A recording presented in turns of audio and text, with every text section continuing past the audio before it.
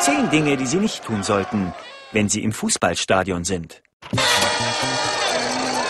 Man muss Wagner ja nicht klassisch inszenieren, aber das geht wirklich zu weit.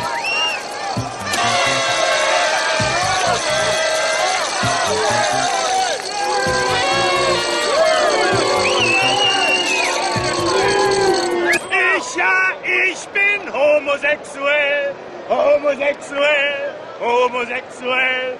Ich bin homosexuell. Tor, Tor, Tor, Tor, Tor, Tor, Tor. Haltet doch mal alle die Schnauze!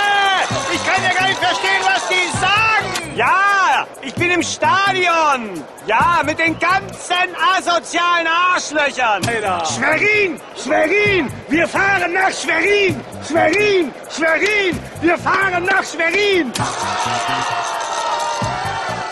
Nee, Mann, nix verraten! Ich will doch nachher die Zusammenfassung sehen! Ich gehe mir jetzt ein Bier holen. Will noch jemand eins?